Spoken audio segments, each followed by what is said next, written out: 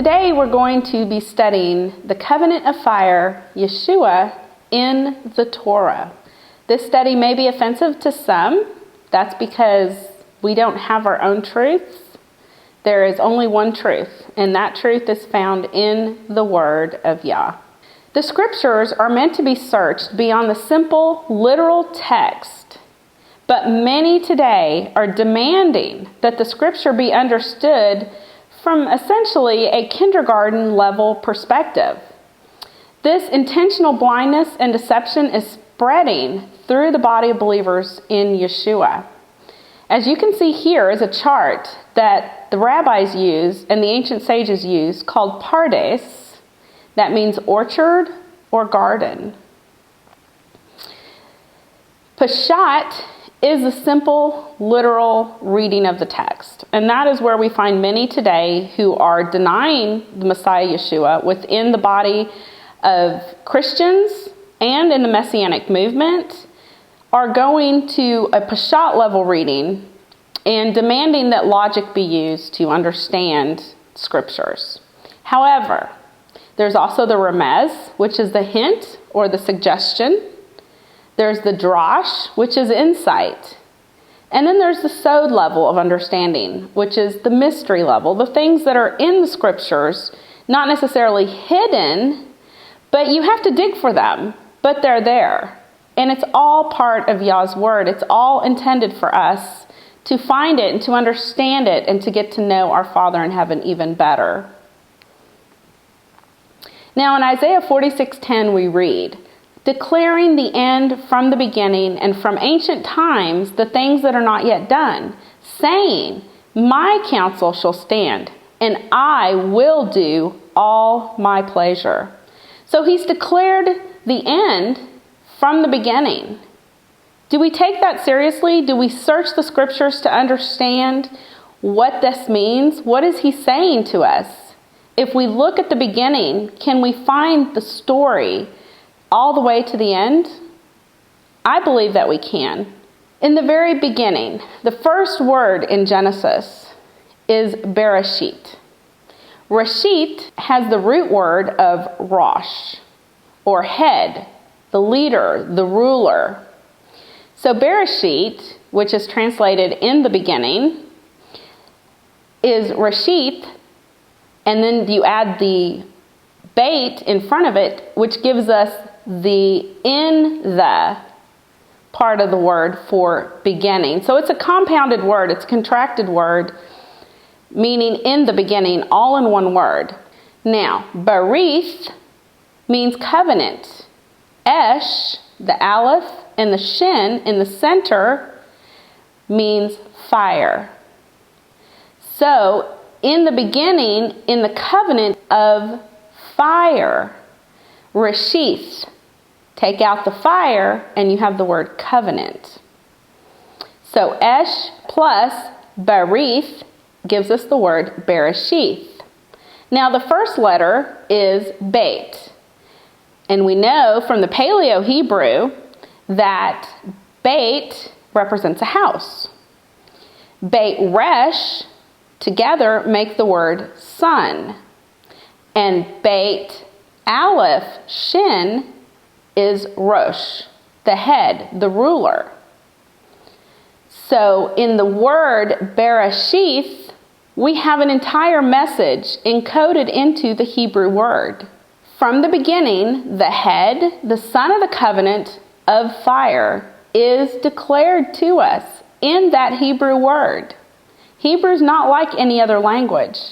Hebrew, every word in Hebrew, every letter in Hebrew is also a number, also has its own meaning. When you put them together, you find even deeper hidden truths that are there for us to find.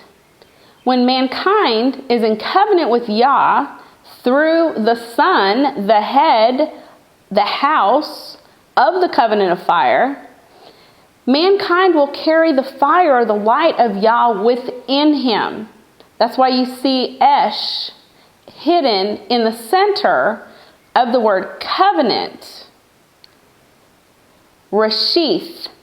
You take out the Esh and you get Barith, which is covenant. You add the esh back in and you have a covenant of fire, and the fire is in the very center of the word. So what this tells us is that when we're in covenant, there's a fire within us. And when we're outside of covenant with the Father, then it's a devouring fire. And what are we filled with inside of us? If the fire is not within us, the fire is extinguished, it's outside of us, and we're full of darkness. So we either walk in darkness, or we have the fire of Yeshua, of the Father, the Son of the Father, Yeshua, in us, and we are a light. We also see that the covenant is for all of mankind. Mankind has not been created at this point, and yet we are seeing that there is a covenant of fire that is being created. Now, the Son of the covenant, is again declared as the first act of creation when Elohim says, "Let there be," what? Light. Light. What does a fire produce? A fire produces light. And Elohim said, "Let there be light," and there was light. Genesis 1:3. Elohim used spoken words or speech to create the world, to call everything into existence. In Genesis chapter 1, Elohim uses the word called or said 16 different times. Day 1, the very first creative act, Elohim said, "Let there be light," and there was light. And on day 2, Elohim called the firmament heaven, Shamayim. Now the word Shamayim is very similar to Bereshit and Reshit. The word Shamayim is two separate words put together in a contraction. Shama, which we should all know, Shama, which means to hear, to listen, to report, and Mayim, which is water. Shamayim. Hear what the heavens declare. Hear the Son, the light of Elohim, for whom the world was created. The psalmist understood this. In Psalm 19, 1-6, we read, "The heavens, Shamayim, declare the glory of Elohim, and the firmament shows his handiwork. Day unto day utters speech." What is in the firmament that tells us it's daytime? The sun. "And night unto night reveals knowledge." Is there a knowledge in the night that we can understand? Yes, it's called the constellations, the stars that tell the story of salvation from the very beginning. There is no speech nor language where their voice is not heard. What did Elohim use to create the world? His voice. He said, "Let there be light." Their line has gone out through all the earth. Whose line? The sun and the constellations that give us the knowledge of salvation in the story of the stars. And their words to the end of the world. Their line has gone out through all the earth, and their words to the end of the world. To the end of the world. The stars, the constellation, and the sun are all there until the end of the world. And in them hath he set a tabernacle for the sun. What creates a tabernacle for the sun? The constellations, which is as a bridegroom coming out of his chamber. Who is the bridegroom? The bridegroom is Yeshua. He's compared to the sun of righteousness, with healing on his wings. So we have a bridegroom coming out of his chamber, which is what the sun does, and rejoiceth as a strong man to run a race. His going forth is from one end of the heaven, and his circuit unto the ends of it. And there is nothing hid from the heat thereof. The sun has a circuit, and it is a ball of fire, heat. The psalmist understood that we should be listening to the shamayim, the living water that is above, the heavens. We should be listening to what the shamayim is speaking to us.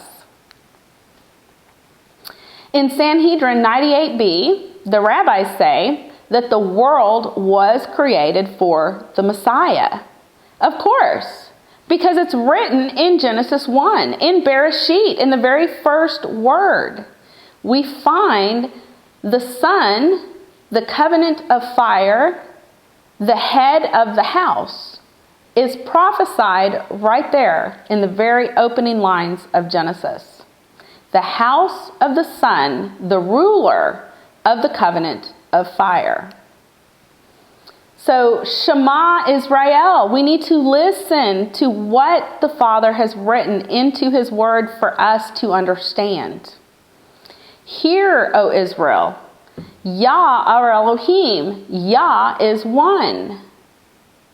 Shema Israel, Adonai Eloheinu, Adonai Echad, Baruch Shem Kevod, Malchuto Leolam Vayed. We need to listen to everything that the Father is speaking to us. And you shall do what is right and good in the sight of Yah, that it may be well with you. Why do we do what's right and good? So that it is well with us. And Yah commanded us to observe all these statutes, to fear Yah, our Elohim. Why? For our good always. His instructions, His teachings are there for our good, not because He needs it, but because we need it. It's a hedge of protection for those who are in covenant with the Father. In Genesis 2:8 it says, And Yah Elohim planted a garden eastward in Eden, and there He put the man, Ha-Adam, the man, whom He had formed. So Ha-Adam was created outside of the garden, and then he was placed inside the garden. Living within the garden was not his original state of existence. He didn't earn the privilege to enter into the most sacred place, the Holy of Holies on earth. It was a free gift. It was freely given to him by Elohim, who wished to share a close relationship with mankind, with His creation.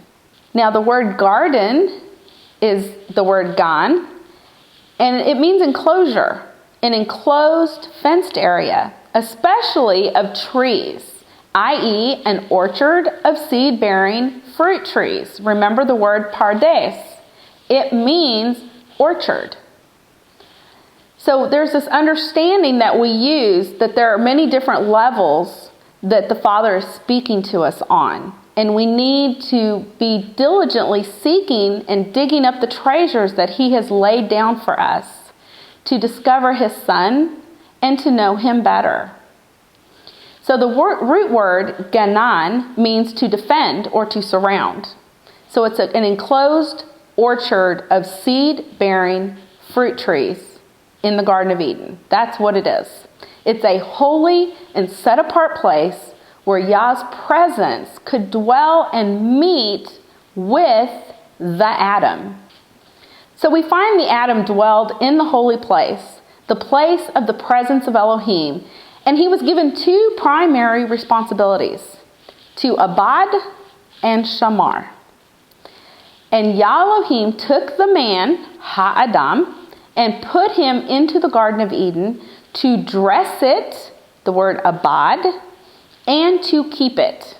Now, to dress the garden is the word abad, to serve another, to make oneself a servant. The New Testament uses the term bond servant, to choose to serve, which means you have to have a choice. You can't freely choose to serve unless you're given a choice. Elohim could have left Ha'adam, the Adam, outside of the Garden of Eden with his instructions to serve and to keep, and therefore prove himself worthy of entering into the sacred, holy, set-apart place of the covenant of fire. But this was not the covenant that Yah made with mankind. Instead, Elohim breathed his spirit into the Adam. This earthen vessel made of the dust of the earth was filled with the breath or the spirit of Elohim. The Adam was created to be a living testimony of Elohim on the earth below, created in his image and likeness to perform his instructions.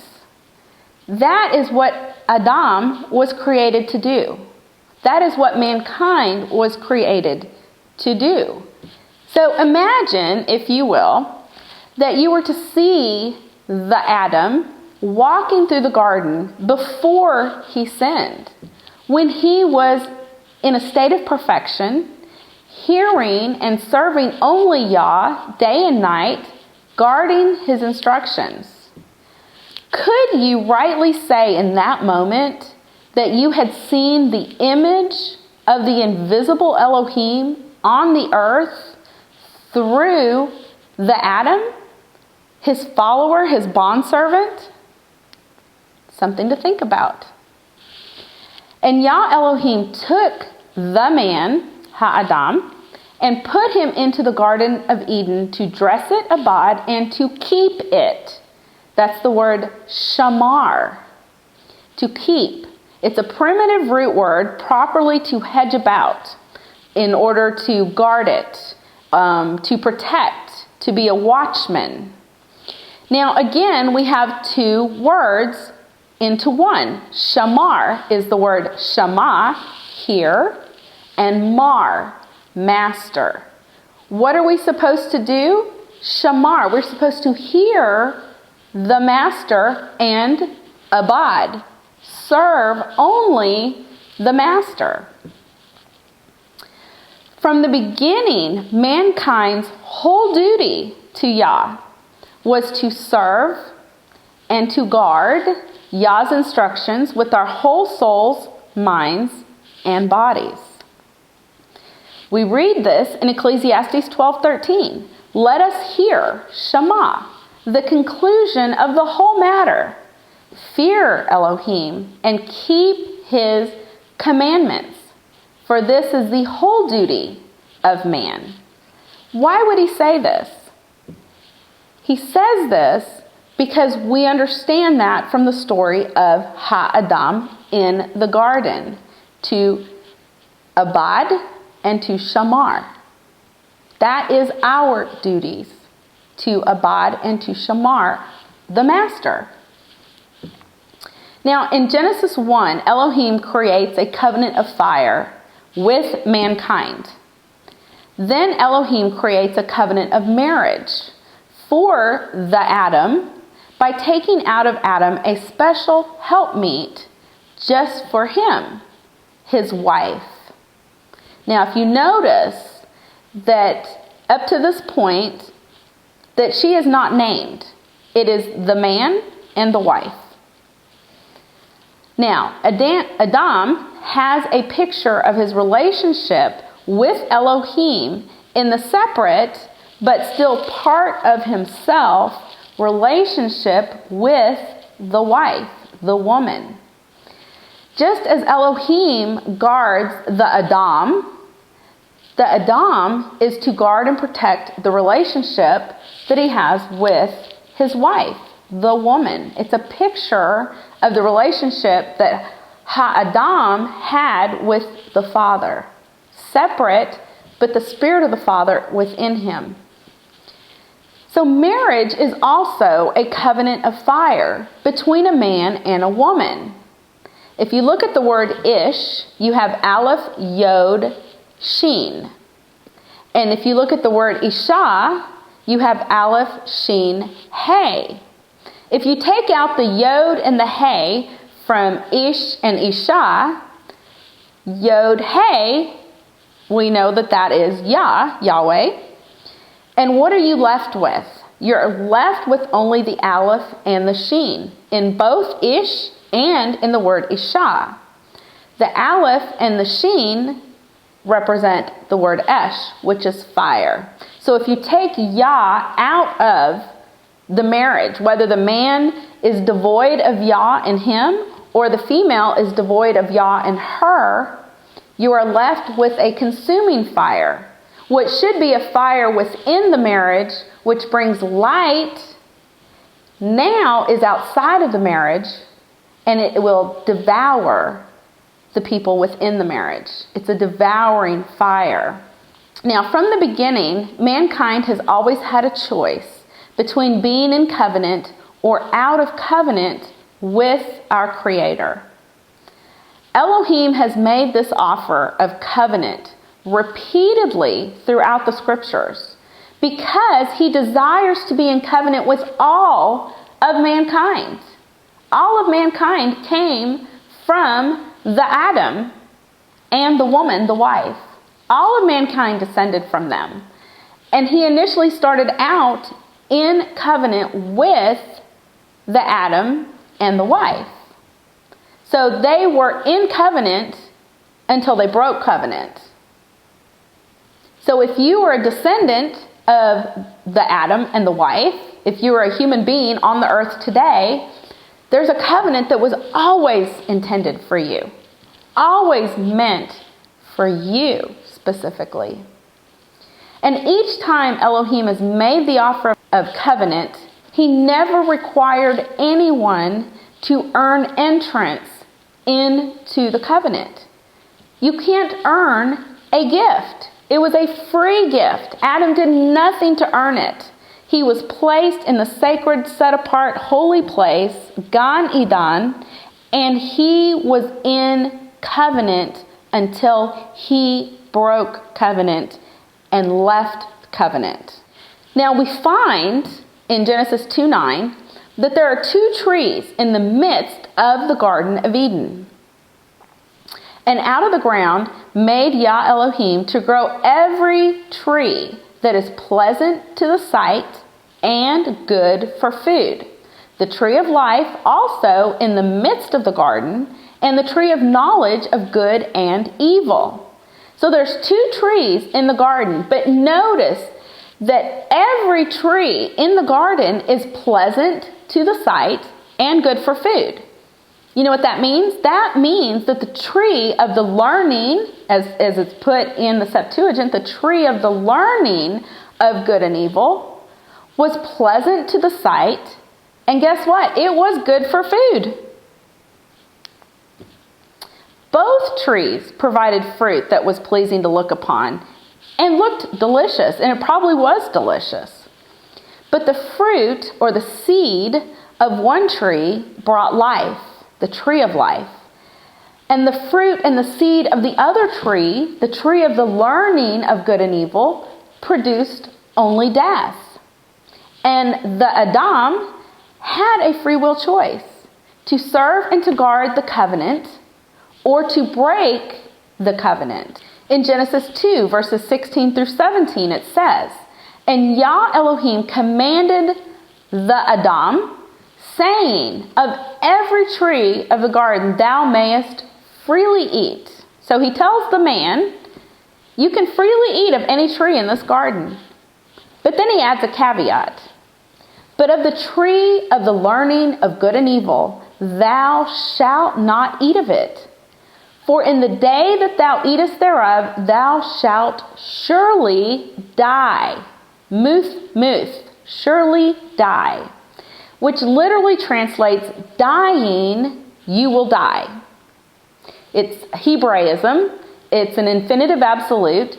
It doesn't mean to drop dead, but the sentence of dying will begin and will end with literal death. So this is something that you could imagine someone being given the death sentence.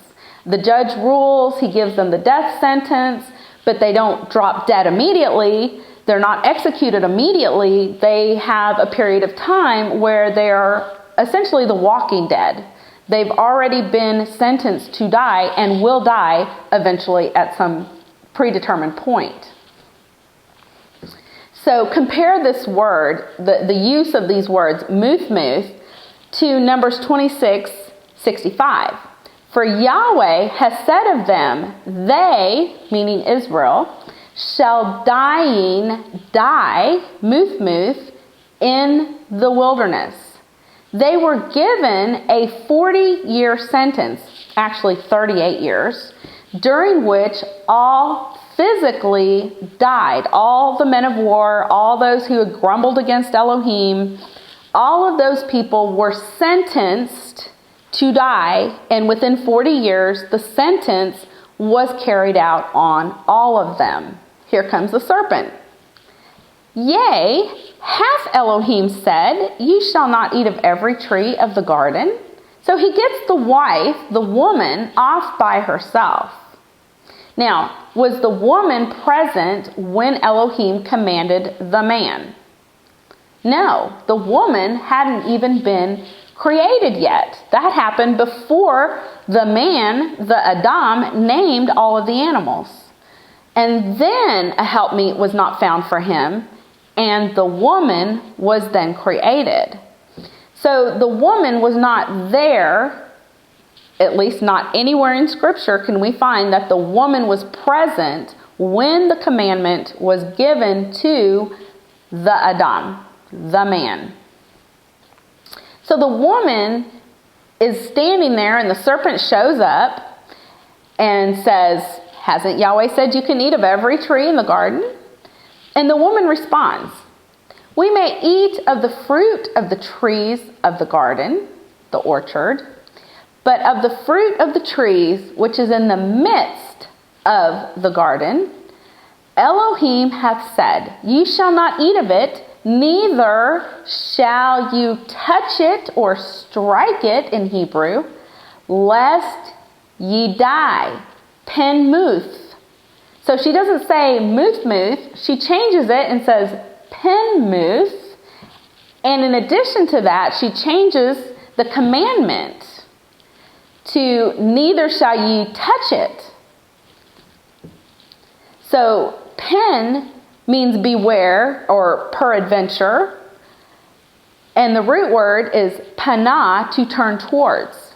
Neither to touch or to strike it, beware you turn to die, or beware you die. This is in the absolute definitive sense of dropping dead. Like you physically touch something and you die immediately. But that's not what Elohim had said to the Adam, Ha-Adam. So let's recap. The serpent says, didn't Elohim say you cannot eat of every tree in the garden? This is a true statement. Think about it. This is actually a true statement. Because it says that Elohim commanded the man, saying, of every tree of the garden thou mayest freely eat. Genesis 2:16. So yes, that is what Elohim said. However, the serpent conveniently ignores an important detail. He completely leaves out the caveat, the commandment. But of the tree of the learning of good and evil, thou shalt not eat of it. For in the day that thou eatest thereof, thou shalt muth, surely die. So this is a truth with a huge omission. There's a huge omission of truth here. So the serpent said unto the woman, you shall not surely muth, for Elohim doth know that in the day ye eat thereof, then your eyes shall be opened, and ye shall be as Elohim, knowing good and evil. Now, the second part of the statement is 100% true. It is a truth. And we see this later in Genesis 3:22 when Elohim said, behold, the man is become as one of us to know good and evil. So did the serpent lie about what would happen? Partially yes and partially no. So the serpent focuses the woman's attention, the wife's attention, on that which Elohim had forbidden. She doesn't just see the fruit. In the Hebrew, it shows that she focused intently upon the fruit. Then the serpent directly challenges the commandment delivered by Ha'adam, the husband, when he says, "Did Elohim say?" The serpent knows that the commandment was not given directly to the woman, but it was given through her husband to the woman. So what he's really saying in this very short sentence is, can she really trust her husband? Did Ha'adam express the image and will of the invisible Elohim correctly? Is she sure about that? Did Elohim really say that? And then we see that either the woman or Ha'adam added to the commandment given by Elohim, creating two commandments where there was only one given. I believe, and this is my personal belief, I believe that the woman is the one who added to the commandment. And the reason I believe that is because the woman is a picture of Israel. And this is an inclination of Israel. That's why in Deuteronomy, he warns against adding or taking away. It gets you into trouble, but for some reason, mankind likes to add or to take away. And it puts us on very dangerous ground when we do this. So the woman makes void the plain instruction of the commandment by adding her own man-made doctrine or dogma. And it becomes a mixture of truth and a flat-out lie. Because Elohim never said anything about don't touch it. That's not in there. She added to the commandment and thereby made the commandment void. The serpent does not lie when he says that you won't surely die from touching the fruit, because it was never part of the commandment. However, the serpent does lie because he knows that eating the fruit will surely result in a death sentence, although not immediate physical death. But when she violates the man-made doctrine and remains unharmed, she will gain confidence to transgress the true commandment. The serpent suggests that Elohim is intentionally keeping something good from her through the commandment, restraining her somehow from realizing her own true potential. So now the woman questions not only the husband who delivered the commandment, but also the motives of the Elohim who spoke the commandment. Is the commandment really an unfair bondage? Could she too achieve a higher status and become like Elohim? Could she be the one to give commandment? Let's look at the serpent's tactics.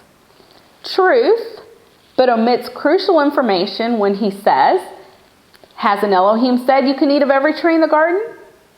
And then a lie, you will not surely die, muth muth, have a death sentence. And then another truth, for Elohim doth know that in the day ye eat thereof, then your eyes shall be opened, and ye shall be as Elohim, knowing good and evil.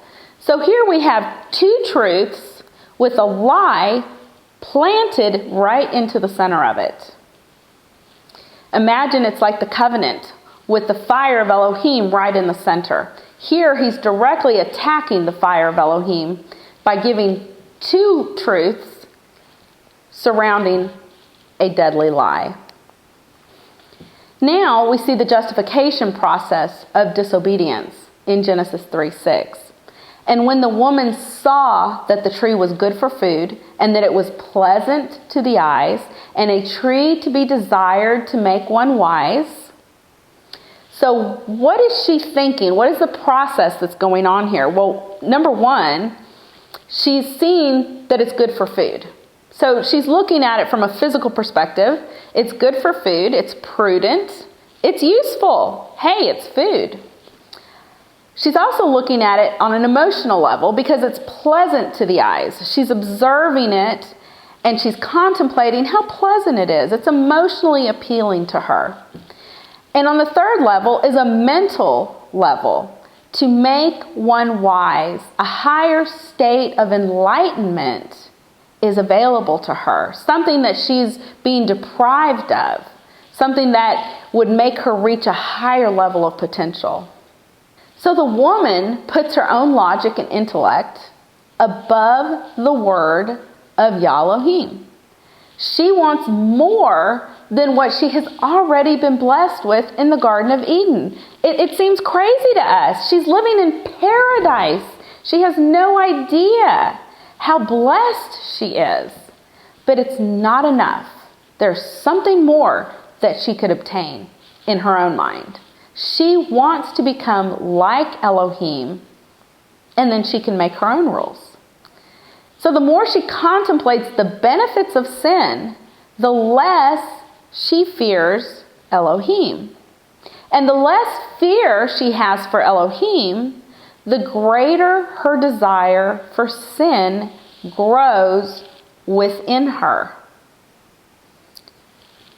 It says in Ecclesiastes 8:13, "But it shall not be well with the wicked, neither shall he prolong his days, which are as a shadow, because he feareth not before Elohim." So the more that she focused on her flesh and her lusts of the flesh, the things of the earth, the less fear she had of her Creator.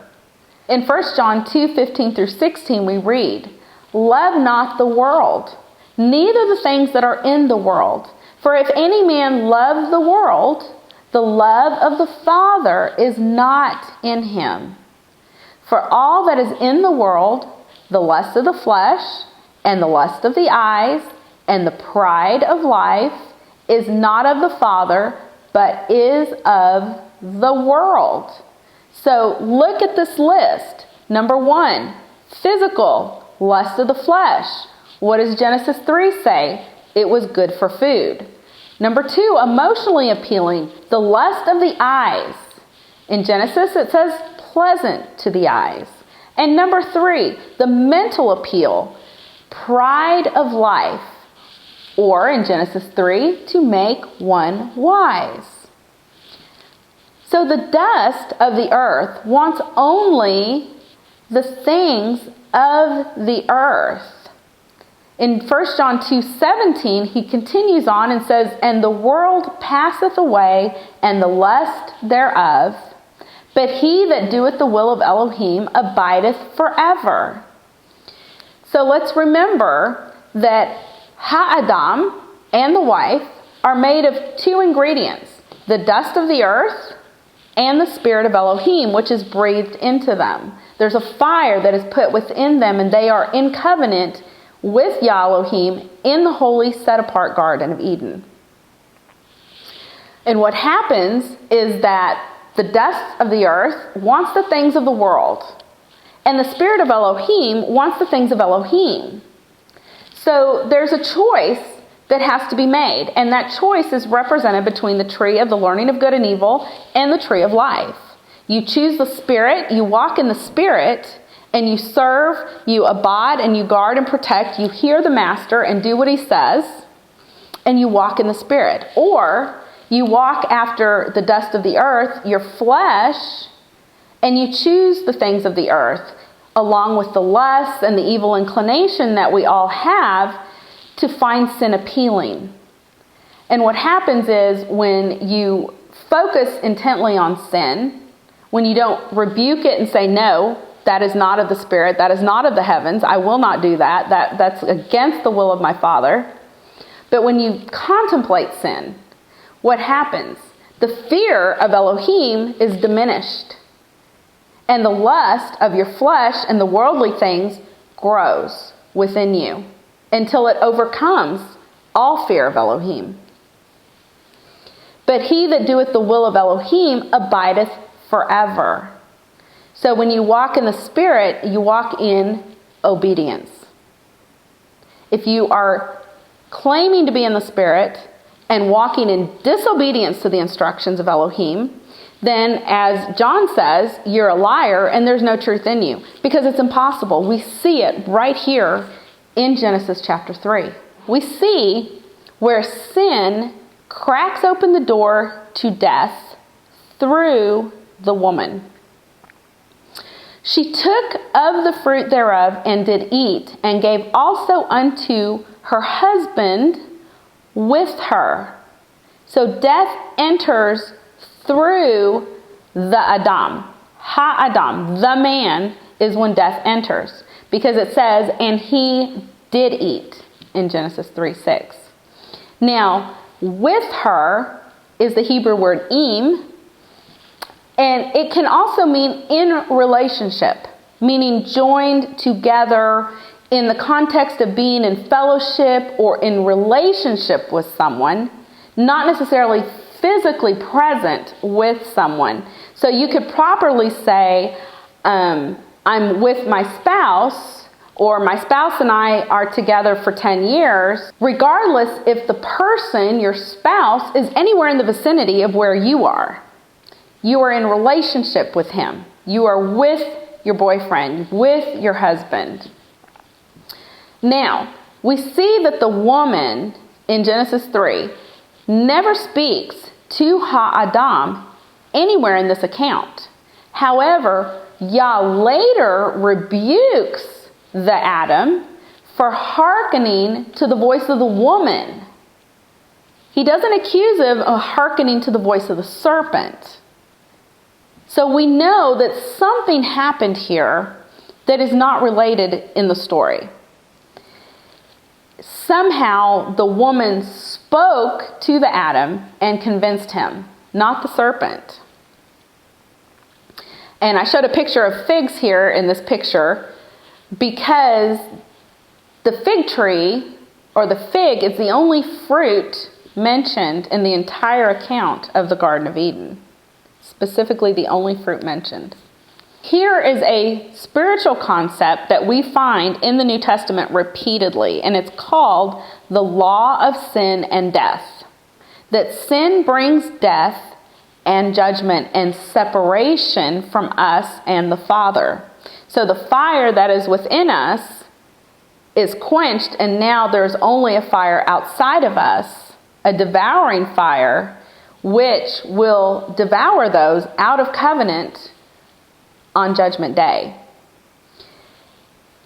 For sin, taking occasion by the commandment, deceived me, and by it slew me.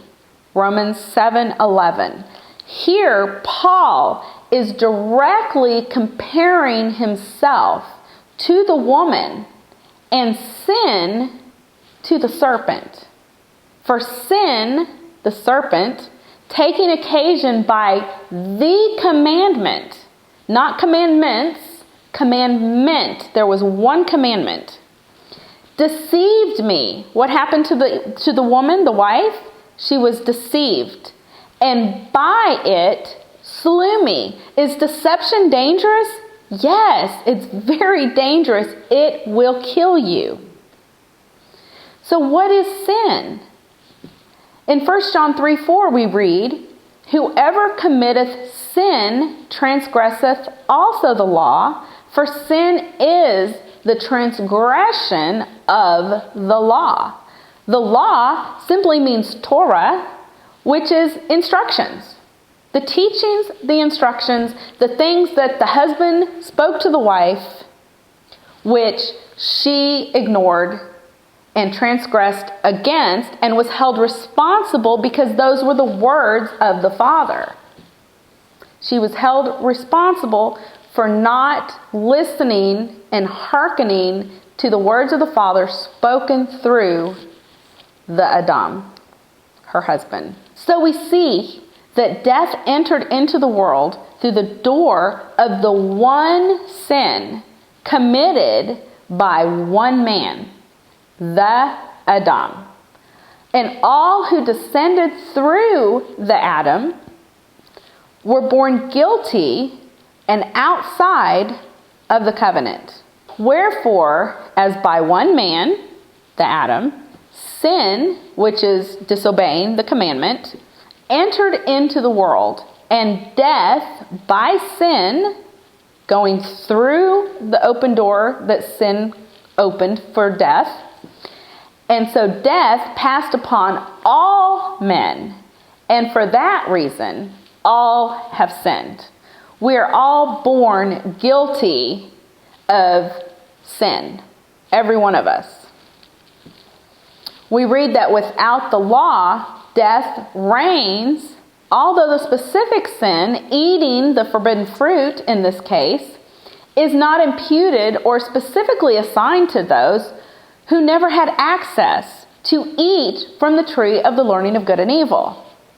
It didn't matter whether or not the children of the Adam and the wife ever ate of the tree. They were born guilty of that sin.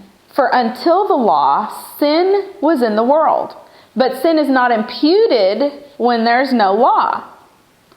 Nevertheless, death reigned from Adam to Moses, even over them that had not sinned, after the similitude of Adam's transgression, who is the figure of him that was to come. So we see that word imputed means to distinguish between individuals sinning or not sinning. Sin was not imputed when there was no law. Everybody was guilty, and everybody was under the death penalty. It didn't matter. Because death entered all mankind through one man, thereby all have sinned, so also can life enter into mankind through one man, so that all can live. Now we read on here in Genesis 3:7. And the eyes of them both were opened, and they knew that they were naked. And they sewed fig leaves together and made themselves aprons. They knew that they were naked. That's the word arome. Nudity, nakedness, naked, a sense of helplessness. Now, arome also comes from the same root word, and it means properly to make bare, but used only in the derivative sense, through the idea perhaps of smoothness, to be cunning, usually in a bad sense, to deal subtly. If someone is a smooth talker, they're cunning, they're crafty. So in Genesis 3:1 we read, now the serpent was more subtle, arum, than any beast of the field which Yah Elohim had made. So initially, before sin and death, it says, and they were both naked, arum, the man and his wife, and they were not ashamed. They were not bush, meaning they weren't disappointed, they weren't disconcerted or troubled, they weren't afraid, they weren't without hope or expectation. They were arum. But after sin and death, it says, and they heard, the word shama, the voice of Yah Elohim walking, halak, in the garden in the cool, the ruach of the day. And the Adam and his wife hid themselves from the presence of Yah Elohim amongst the trees of the garden. So halak is where we get halakha, which is proper walking in the commandments, properly keeping the commandments. And it says in Psalm 1:1, blessed is the man that walketh not in the counsel of the ungodly. So here we have Yah Elohim walking in righteousness through the garden. And it says they shema the voice of Elohim walking. So his voice was walking. They heard his voice walking in the cool, the ruach of the day. He's in the Spirit, and he's walking correctly in the garden. And when they see this, when they realize this, what do?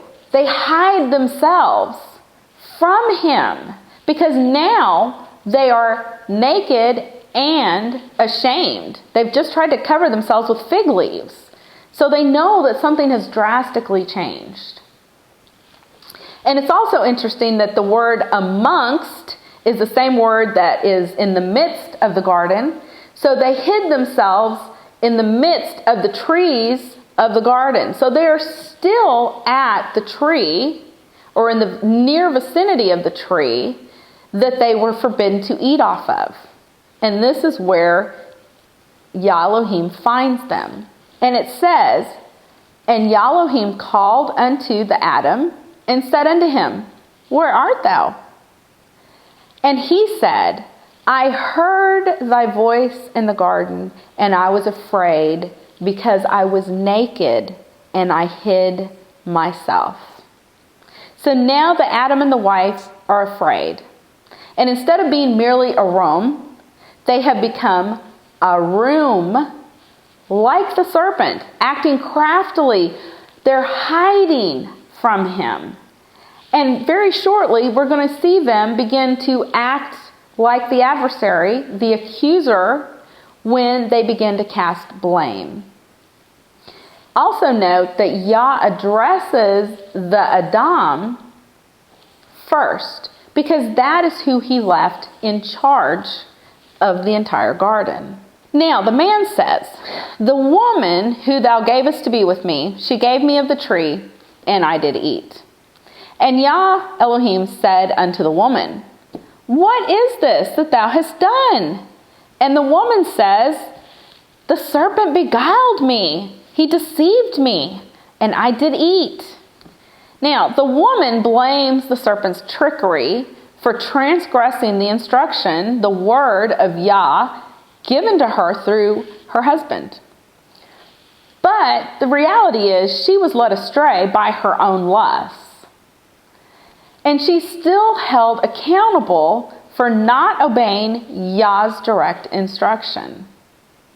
Note here is the spiritual hierarchy which Yah established from the beginning through the prophets of righteousness like Noah and Moses and Elijah, etc., those who he sends to speak his instructions and his words to the woman, which is a picture of Israel.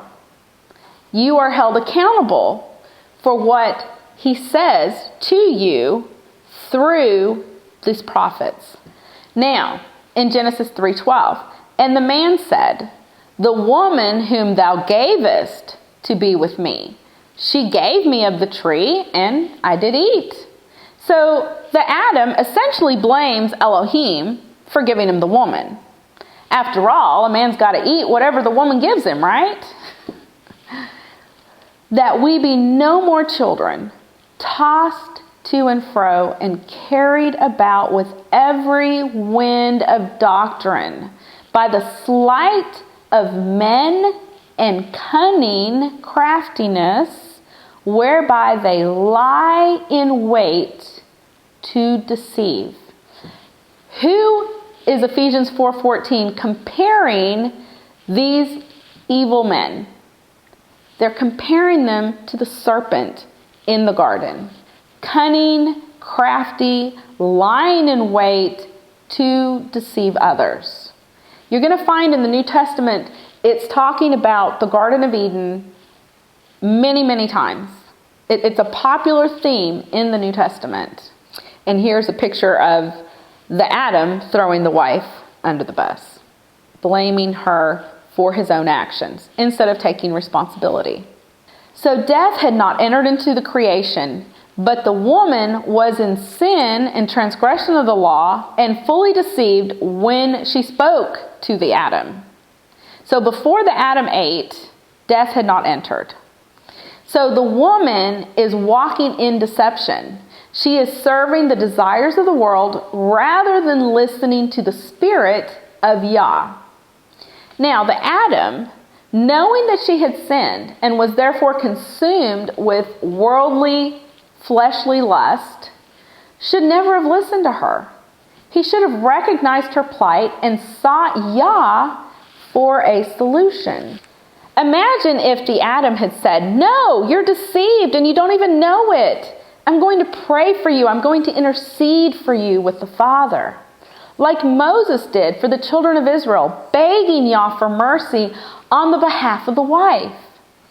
This is why Moses is also a picture of the Messiah, a spirit-filled picture of the husband seeking reconciliation between the father and the woman, the wife.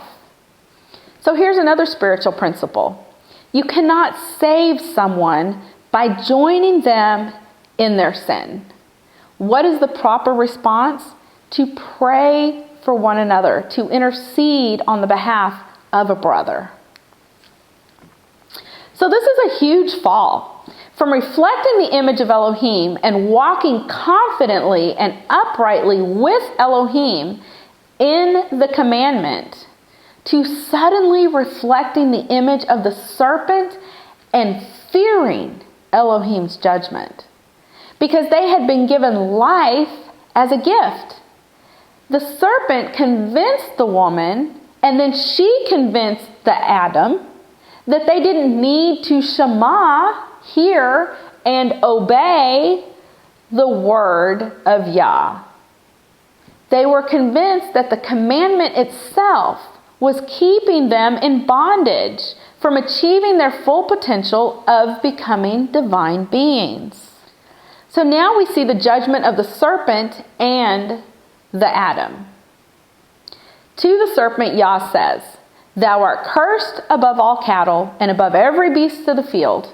Upon thy belly shalt thou go, and dust shalt thou eat all the days of thy life." And to the Ha'adam, "Cursed is the ground for thy sake. In sorrow shalt thou eat of it all the days of thy life." Do you see a direct parallel between the judgment on the serpent and the judgment on the man? He continues on, "Thorns also and thistles shall it bring forth to thee, and thou shalt eat the herb of the field. In the sweat of thy face thou shalt eat bread, till thou return unto the ground. For out of it wast thou taken, for dust thou art, and unto dust shalt thou return." So abad, we talked about before, to serve, is a dual meaning word, and it can also mean forced servitude, a state of bondage. Therefore, Yah Elohim sent him forth from the Garden of Eden to abad the ground, the Adamah. This is where we get the root word is Adam, Adamah, from whence he was taken according to the curse. So now, just like the serpent, mankind now serves, in the sense of bondage, the lusts of his own flesh, the carnal nature, instead of Yah. The Adam chose to step out of the covenant. And the curse of stepping out of the covenant is that now he will serve the flesh. He will serve the things of the world.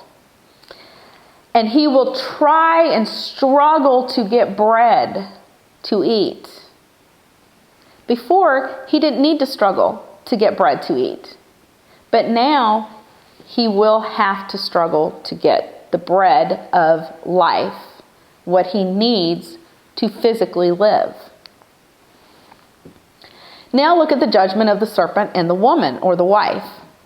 "And I will put enmity between thee and the woman, and between thy seed," singular seed, "and zerah," plural seed. So we have between thy, meaning you, seed, zerah, plural, and her seed, zerah, plural. And he shall bruise thy head, and thou shalt bruise his heel. So in the first part, there's both sides that have a seed. The serpent will have a seed, and the woman will have a seed. And it's a plurality. It's multiple seed. And in the next part, he, which is the word who, it's a masculine singular word found only in the Torah. Outside the Torah, it can be a feminine word. But in the Torah, it is only a masculine singular word. He, meaning singular, one person, one seed, shall bruise thy head, and thou shalt bruise his heel. We're talking about one person is the seed. So the judgment of the woman and the wife continues. Unto the woman he said, I will greatly multiply thy sorrow and thy conception. In sorrow thou shalt bring forth children, the plural seed, and thy desire, teshuka, shall be to thy husband, and he shall rule, mashal, over thee. Now, the word desire is teshuka, and it means to long for, to stretch out after.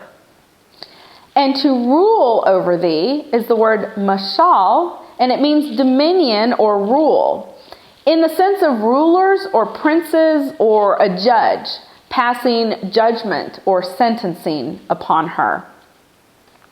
So what this is telling us is that the wife will deeply desire her husband, singular, and the one she is reaching out for, the husband, will be her judge.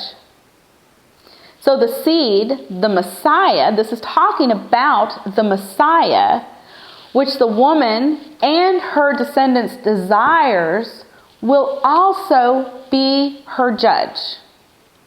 The Messiah will come, and he will also judge her. So the woman represents the righteous and the unrighteous people of Yah Elohim. The be fruitful and multiply plural seed of the woman, which is represented through the unrighteous line of Cain and the righteous line of Seth.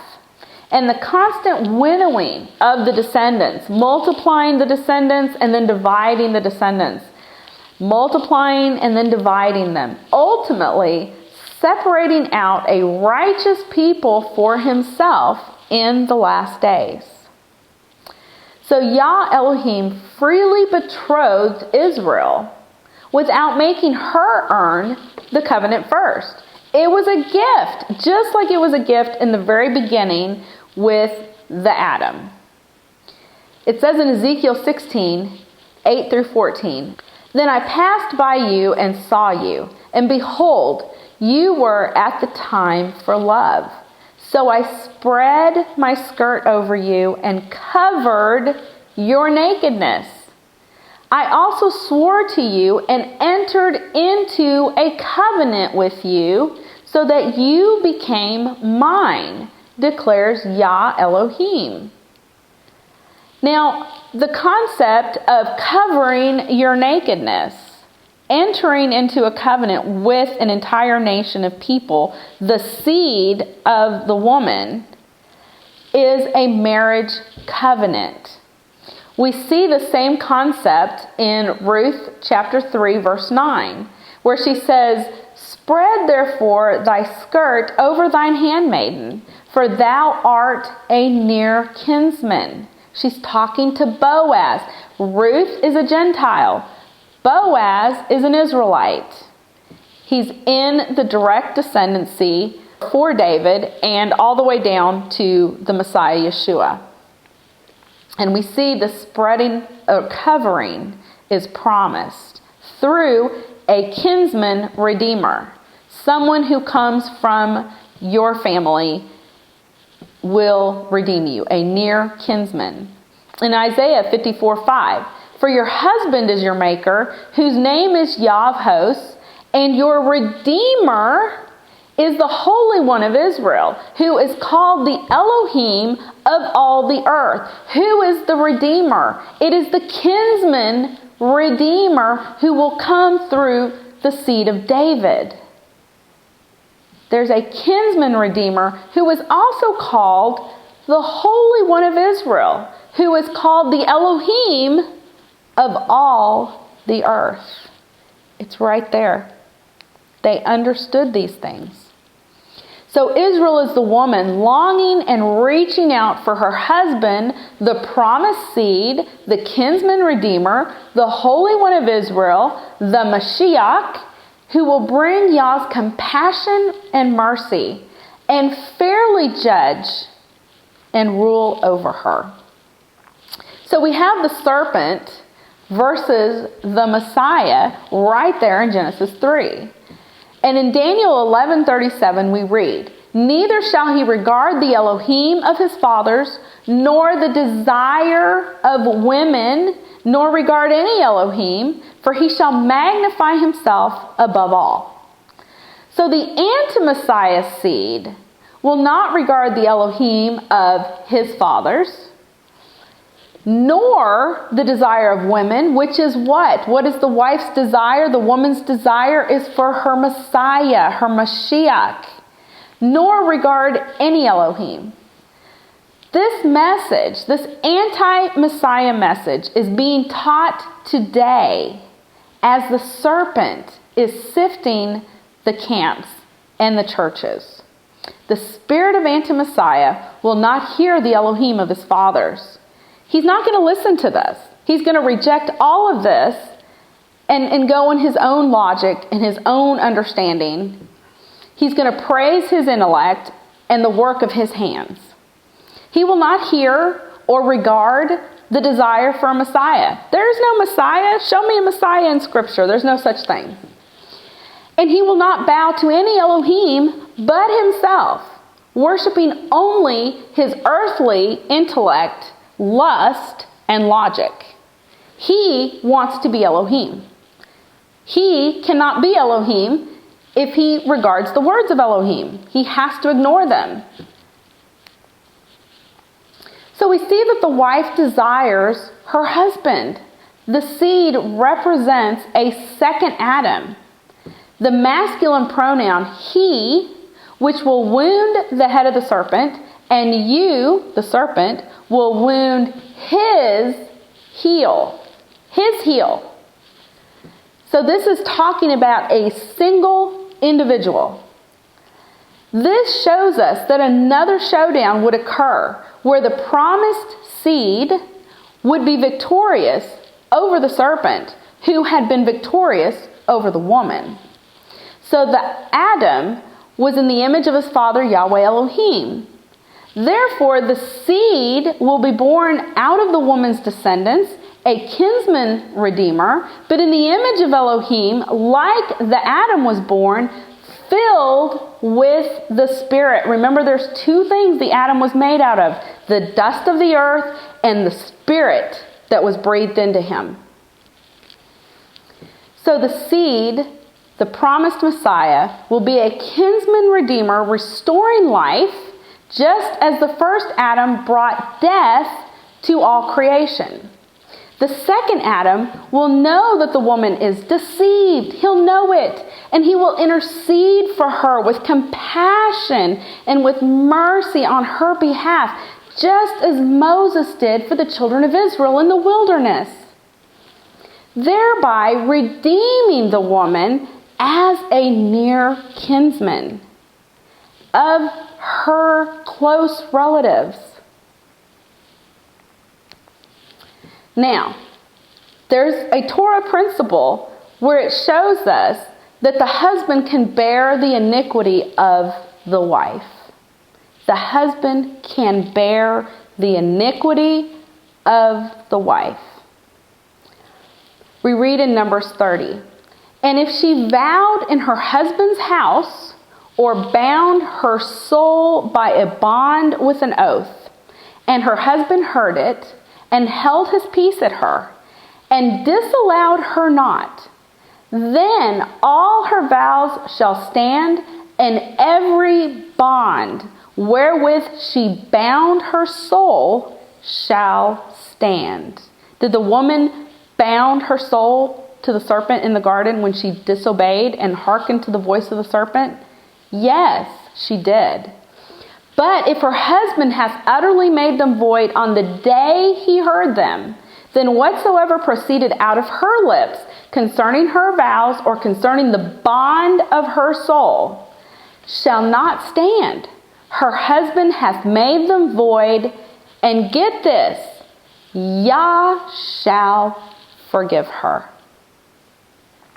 For every vow and every binding oath to afflict the soul, her husband may establish it, or her husband may make it void.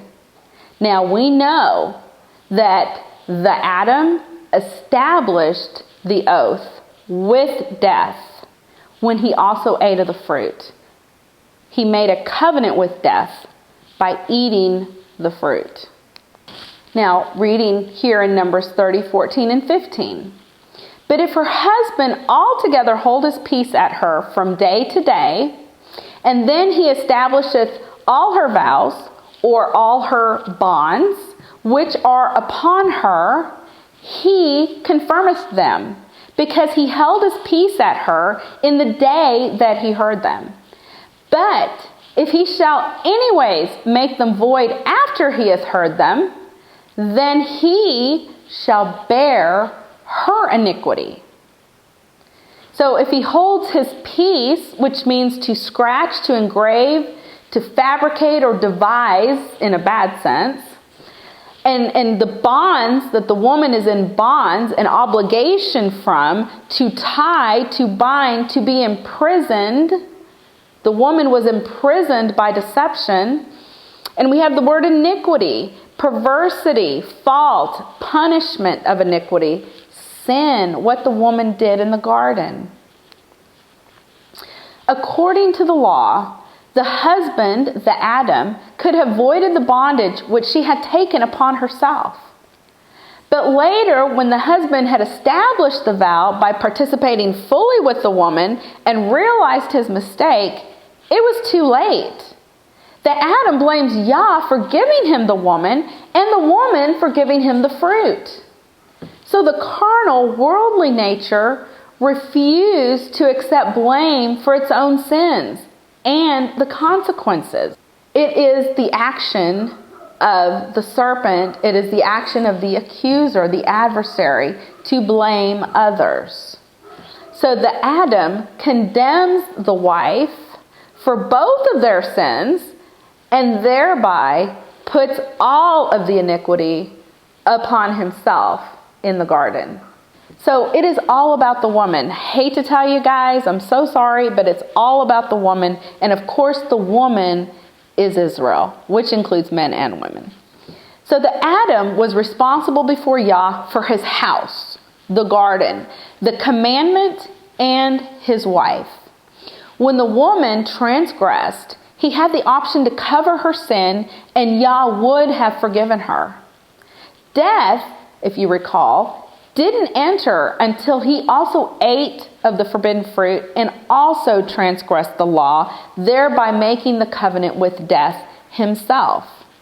The Adam named the animals which were under his rule before the woman was taken out of himself. But notice that the Adam never named the woman, as she was part of himself. They were echad, they were one. She was essentially a co-ruler, a helpmeet. There was an equality between them. They each had their own duties. But when they sinned, the one flesh was severed between Yah and the woman, and Adam and the woman. Because the Adam will rule and judge the woman, he then names her prophetically, Hava. So the Adam is never named. It is always in the Hebrew, Ha-Adam, the Adam, which means mankind. So what is the name of the seed of the woman, the kinsman redeemer? who is called the Holy One of Israel? That is the question that everyone must answer. Now, continuing on with the woman. Sin caused the Adam to view himself apart from his wife. Remember, they were one flesh. But now they've sinned, and now it's her versus him. And he ultimately passed an unfair judgment in order to cover himself and to shift the blame. After the fall, the Adam names the woman because he will now rule or pass judgment over her, which he does unjustly as part of his carnal, fallen nature. That's what he did right in front of Elohim. So he now has dominion over the woman, just as he did over the beasts of the field and the animals. The most basic struggle in marriages is to become one flesh by covering one another versus becoming the accuser of one another, being arum, crafty, and naked like Hasatan, the adversary, the accuser. Proverbs says that hatred stirs up strife, but love covers all sins. The seed, which will come from the woman's seed, the descendants, a kinsman redeemer, will cover the sins of the woman out of love, bearing the full iniquity and responsibility upon himself. Therefore, a powerful tactic of the serpent is to hide the truth from the woman, keep her from discovering the covering which was prepared for her from the foundation of the world. The serpent is lost. The only way he can make us lose is if he can make us disregard the covering that was provided for us to be back in covenant, to have the fire of Yah within us instead of a devouring fire without us. So Adam called his wife's name Eve because she was the mother of all living. Her name is prophetic. Havah, plural seed, meaning living, a family or a tribe. A family or a tribe is pictured in the woman in her descendants. The root word is Havah, which has the letter Vav, which means a nail. It means to secure something. So the root word Havah has the nail. And it means to make known, to declare, or to breathe. What did Yah do? He breathed into Adam life. Havah. So compare Havah and Hayah. Hayah with the letter Yod, which means an arm or a hand. It means to revive, to quicken. The right arm of Elohim. And Havah, the family or the tribe, with the nail that secures them in the covenant. So from the family or the tribe will come the arm of Yah to revive and to quicken to life. From the family will come the nail to secure them. So the mother is the word M, a parting of the way, a parting of the road, a great city. And we will see these two paths taking shape in the first two sons of the woman in Genesis chapter 4. But let's get back to what is his name. What is the name of the seed? This is the question that Moses asked when he was sent to Egypt and delivered Israel from bondage, which represented the forced servitude of the woman to the evil ruler Hasatan of this world. And Moses said unto Elohim, Behold, when I come unto the children of Israel, and shall say unto them, The Elohim of your fathers has sent me unto you, and they shall say to me, What is his name? What shall I say unto them? What is the name of the Holy One of Israel, the promised seed, the kinsman redeemer, the he of Genesis 3:15, the word who, which is found spelled in this specific way only in the Torah. And Elohim said unto Moses, I am that I am. And he said, Thus shalt thou say unto the children of Israel, I am hath sent me unto you. That's in Exodus 3:14. I am that I am. And Elohim said unto Moses, I am that I am. Ehiyah asher ehiyah. And thus thou shalt say unto the children of Israel, Ehiyah has sent me unto you. Actually, Ehiyah asher ehiyah translates to I will be who I will be. Asher is the word who I will be. And hayah means to be, to exist, to breathe. So literally he's saying, I will be who I will be. I exist. Tell them, Ehiyah, I exist, has sent you. Now, Yahweh is how we normally pronounce it. Yahuwah, Yahweh. There's many different ways that people pronounce this name. And it's actually an unpronounceable name for a very good reason. Because it's not a proper name. It's actually what we would consider today to be a contraction or perhaps an acronym in English. Who, the he, the seed of Genesis 3:15, the hey vav aleph, which is the hand or the arm, the nail, the leader, he. So when we see yod hey vav hey, it means literally I existed, I exist, I will exist. So the yod hey will be, the vav is, and the hey was. So the divine presence plus time references. Yod hey future, vav present, hey past or eternal. So hayah, hoveh, yihiyah is yod hey vav hey. It's not actually a name, it's a contraction. So we can stop fighting about how to pronounce it. We don't need to be Pharisees. It's a beautiful name, but it is not essentially a proper name. So here, when we look at the different ways that Elohim is mentioned in Scripture, we know that the Aleph, which is the number 1, represents the number 26, because the Aleph is 2 yods with a vav, a slanted vav, right through the center. So 2 yods is 10 plus 10, which equals 20, plus a vav, which is the number 6, is 26. Now, yod hey vav hey is a yod 10, hey 5, vav 6, hey 5. Also is number 26. Now, Aleph is spelled Aleph Lamed Pei. And when you add that together, you have Aleph 1, Lamed 30, Pei 80. It equals 111, which is a picture of oneness.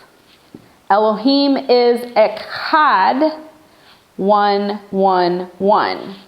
Now, when we take the he, the who in Genesis 3, that word equals 12.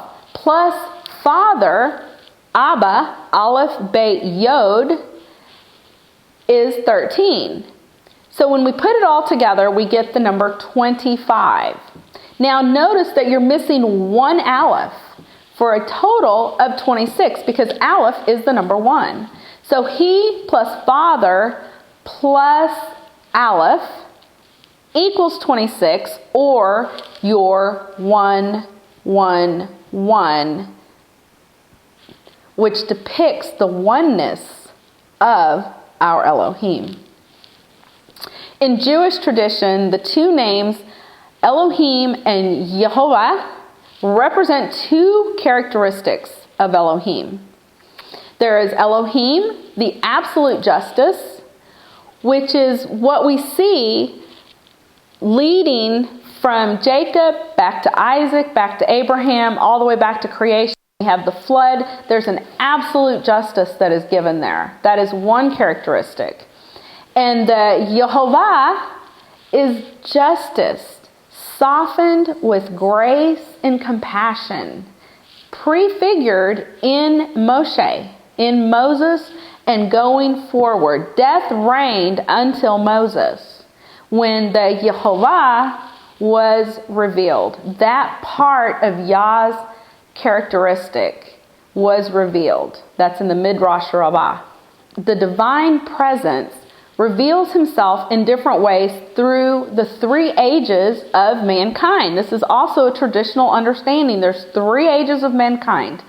2,000 plus 2,000 plus 2,000 for a total of 6,000 years, or the 6 days of creation when mankind was created. And that's a picture of the future, the present, and the past, just like the name Yod He Vav He. This is why the ancients were expecting the Messiah to appear by the end of the 4th day, when the great light was placed above the earth. The great light, a picture of Yeshua, the Son, the bridegroom, for whom the tabernacle was created, or as the rabbis say, the entire world was created for the Messiah. Now, who hath ascended up into heaven, or descended? Who hath gathered the wind in his fists? Who hath bound the waters in a garment? Who hath established all the ends of the earth? What is his name, and what is his son's name? Who? The seed, if thou canst tell. Proverbs 30, verse 4 challenges you. What is his name? Do you know his name? Remember, that's a 3rd person masculine singular. It is referring to the seed. Who? The seed. Oftentimes, ancient rabbis, referred to this messianic figure as Messiah ben Yosef. He is the messianic marker for the one who I am. The one who wounds and is wounded by the serpent. Here in Psalms 81, 4 and 5, we read, "For this was a statute for Israel and a law of the Elohim of Jacob. This he ordained in Joseph for a testimony when he went out through the land of Egypt, where I heard a language that I understood not." Now, Egypt is a picture of the world, the Gentiles, those who are out of the covenant. But in this particular verse, the name Yosef is changed and has the messianic marker added to his name. It is Yehusef. Yehusef. Yehoseph, Yehusef. It is the messianic marker. Now, who did Joseph go to? Joseph went to the Gentiles, not because he wanted to. He was sold by his own family. His brothers sold him and sent him out against his will. He was forced out to the Gentiles, to a land where he didn't understand the language. He was given a Gentile name, and his family thought he's dead, he's gone. And then Joseph, Yehusef, the testimony, was revealed to his family, to his brothers, as the second in command of the land of Egypt. They bowed to him. Mortal men who represent Yahweh upon the earth. That's a picture of Joseph, Yehusef. Joshua is not Yeshua. The second in command of Moses, is not the prophet that is being promised by Moses. But he points us directly to Yeshua. How do we know that? Because his Hebrew name, Yahushua, has the messianic marker in it. Just as Joseph's proper name was Yosef, and here his name is Yehusef, also the name Yahushua, the proper name is Yeshua. You take the messianic marker out, and who do you have? You have Yeshua, who was sent by the Father to his brothers. And what did the brothers do? They cast him out, and he was sent to the Gentiles, was given a Gentile name. Everybody knows the name of the Messiah. It's Jesus, according to the Gentiles, because that's the name he's known under. Jesus. But his real name is Yeshua, the prophet like Moses, the kinsman redeemer who came up and was rejected. But when his brothers finally recognize him, when they finally see him, and they say, Baruch haba b'shem Adonai, blessed is he who comes in the name of Adonai. When they say that, they discover that it's Yosef who is now the second in command, the ruler of the world, the ruler of Egypt, second in command after the Pharaoh. These are all messianic prophecies. It's right here in Scripture. Haya asher haya. I am who I am. King David is also a messianic figure. The rabbis refer to prophecies of earthly domain and kingship as Messiah ben David. Why is he a picture of the Adam? Because the Adam was given dominion over the world. He is a messianic figure. If you read here in Psalms 139:15, it says, My substance was not hid from thee. My frame was not hidden from thee. I who, Asher, was wrought in secret and curiously wrought in the lowest parts of the earth, the dust of the earth. Messiah ben Joseph and Messiah ben David are the same figure. The son of Yah, the second Adam, from whom all can have eternal life again. He fulfills two roles. One, Messiah ben Joseph, compassion and mercy, seeking forgiveness for the wife like Moses did for the nation of Israel. And secondly, the righteous judge and ruler. Joseph ruling as second in command. David reuniting the 12 tribes and ruling over them. Do you know the name? That's what Moses said. What name do I give them? Proverbs, do you know the name of his son? You need to know the name of his son. Your eternal life and salvation depend on it. In Zechariah 12:10, we read, and this is talking about the Messiah. This is not talking about the woman Israel or the tribe of Judah. It says, and I will pour on the house of David. Who is the house of David? Judah. You're right. That is Judah. And on the inhabitants of Jerusalem, the spirit of grace and supplication. Then they, who is they? Judah will look on me, not Judah, whom they pierced. Yes, they, Judah, will mourn for him, not Judah, as one mourns for his only son, and grieve for him, not Judah, as one grieves for a firstborn, a firstling, a birthright. The firstborn who gets everything that belongs to the Father. Now we read in Genesis 3:21, also for Adam and his wife, Yah Elohim made tunics of skin and clothed them. So Adam and Eve made a covering of fig leaves, which were fashioned by their own hands. what they imagined was right, and they created it with their own hands. So they made it, meaning they fashioned, accomplished it, and here Yah made, fashioned, accomplished tunics, a covering for the man and the woman made of skin, which is hide, leather.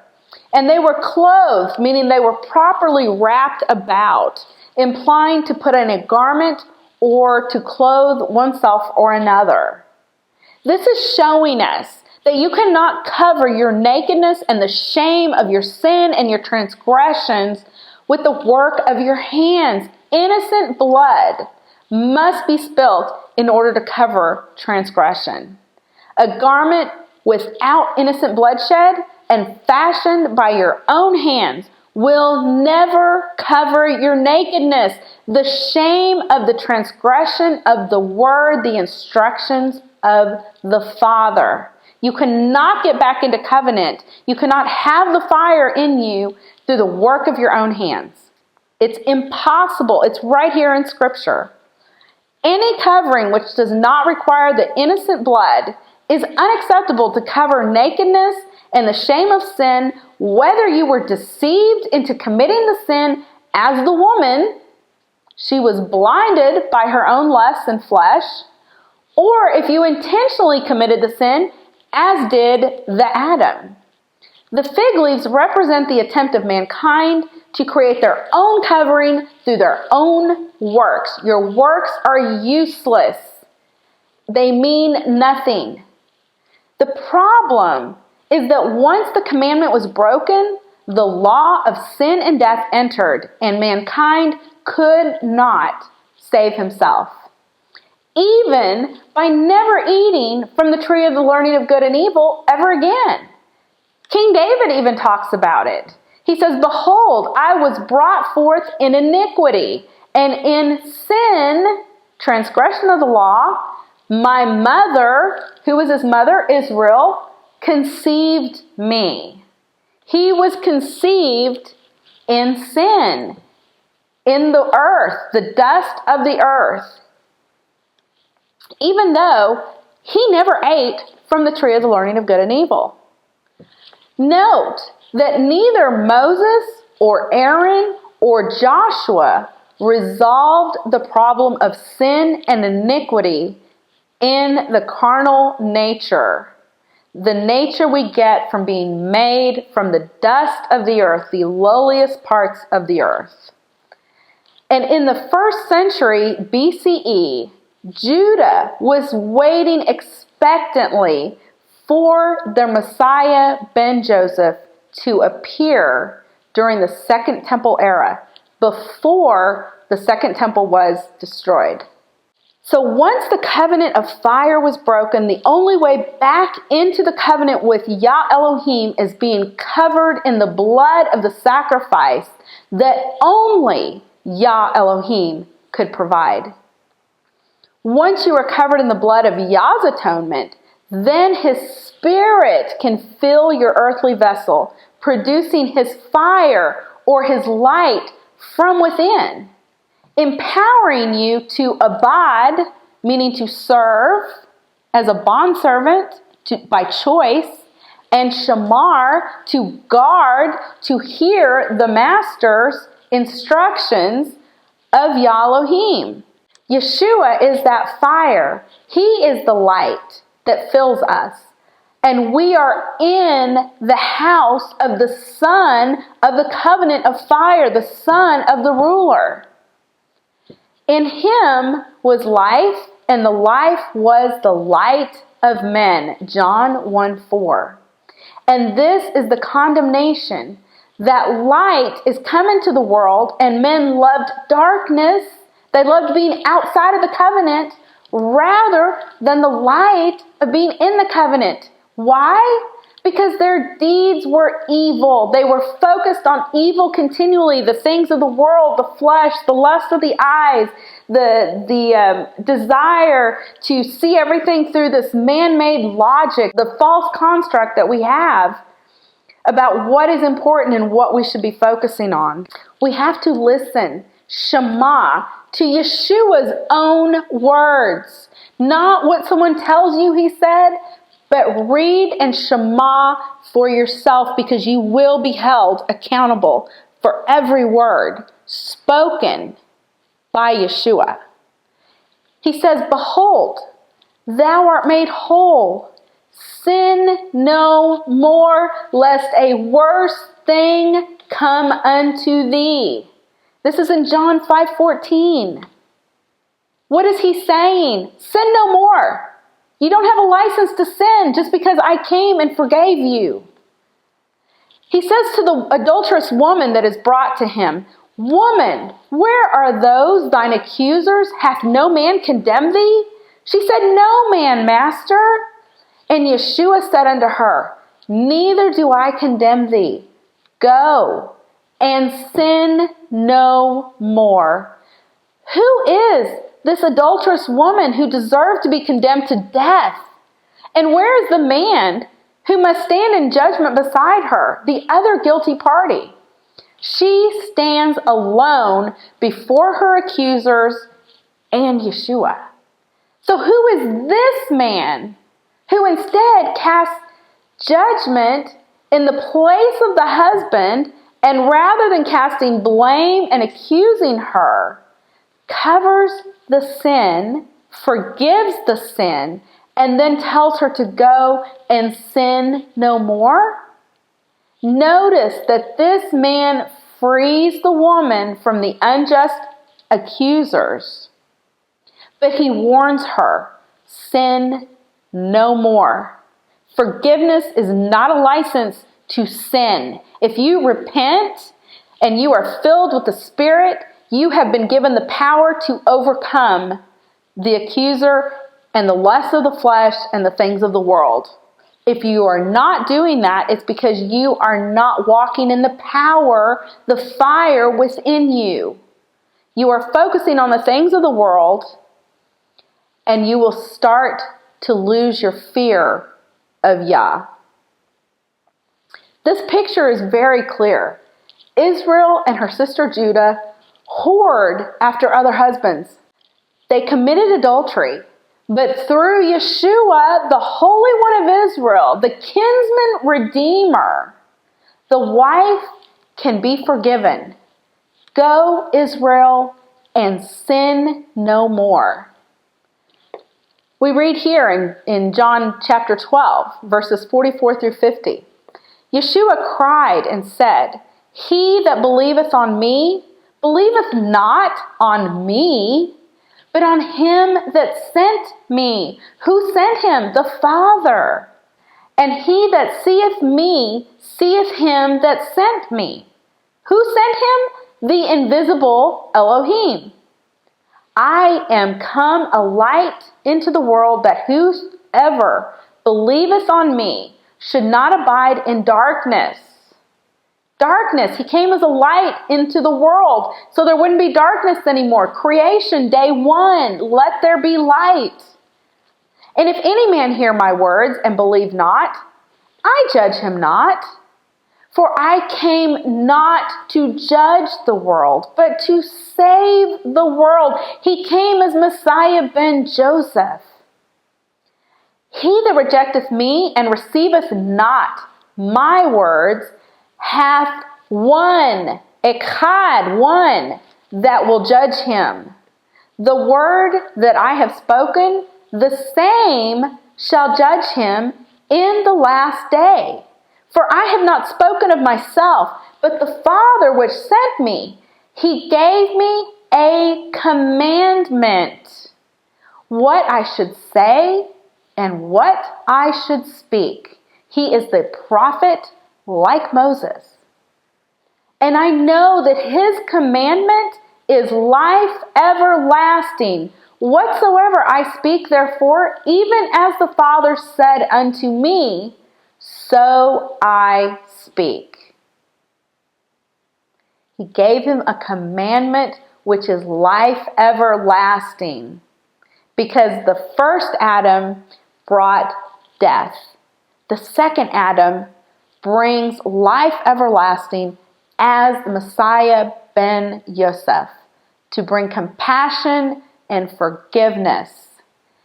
A picture of what Moses did for Israel in the wilderness. From the Adam to Moses and the mixed multitude to Yeshua, Yah Elohim has offered entry into the covenant of fire as a free gift to all of mankind through the shedding of blood. The works of your hands will not save you. Yah provides the sacrifice. How can Yah Elohim be a respecter of persons or genealogies alone when the original covenant was with the Adam and the wife and their seed, their descendants? Who did all of mankind come through? We all came through the Adam and the wife. The woman, Israel's duty, its highest calling by Yah Elohim, was to bring forth the long-desired Messiah to all the nations of the world, to the Gentiles, to the Goyim, so that all of mankind could have the opportunity, the choice, to enter into covenant again with Yah Elohim. It's not just for Israel so that she can be avenged somehow and rule over her oppressors. Elohim forbid. Is that the perspective of the dust of the earth or of the Spirit of Elohim? The Spirit of Elohim has a higher purpose. We read in Ephesians 2:14 through 18, "For he is our peace, who hath made both one and hath broken down the middle wall of partition between us, having abolished in his flesh the enmity, even the law of commandments contained in ordinances, in dogma, for to make in himself of twain," that's two, "one new man, so making peace, and that he might reconcile both unto Elohim in one body by the cross, having slain the enmity thereby, and came and preached peace to you which were afar off, and to them that were near. For through him we both have access by one Spirit unto the Father." The Spirit that was breathed into Adam, the covenant of fire. We all have access to it. Now that word, the commandment, the law of commandments contained in ordinances. This is not talking about the Torah. The Torah doesn't have dogma. Dogma is doctrines, decrees of a ruling body, like the Roman Senate or the Sanhedrin or the Congress of the United States. Dogmas are man-made. They are not from the Creator. They are not His Torah and instruction. Who makes commandments in the form of dogma? Mankind. "Thou shalt not even touch the fruit, lest we die." That is a dogma. That is not a commandment. So Shema Israel, this was all prophesied in the opening chapters of Genesis. You must know the name of the Messiah. Your life, your eternity depends on knowing His name, repenting of your sins, turning away from sin, which means you got to know what sin is. Have you read the Bible to see what Yah says is sin?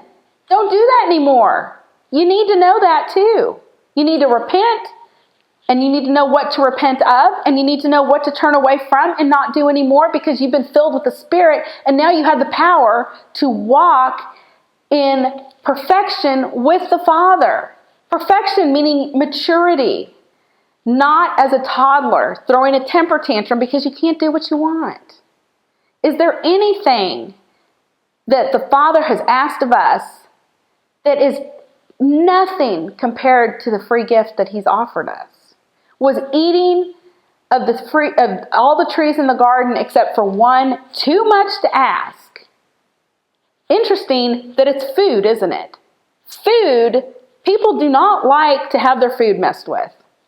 You could have eaten of any tree in the garden but one tree, and food tripped them up, because guess what? It tasted good, it was prudent, it was food, it was delicious. Why not eat it? Because the Father said don't. Abide and shamar, hear the Master and serve him only. And that means we put down our flesh and we focus on the Spirit of Elohim that is within us now. We are now lamps burning in the night. We are a light on a hill. We are not to put our light under a bushel. And that means that we must choose to walk in obedience to the Father, because he has given us a gift that is invaluable, that we could never have earned. Never. So, Yah willing, we will pick up again in chapter 4 with Cain and Abel in our next study. Thank you so much for joining me.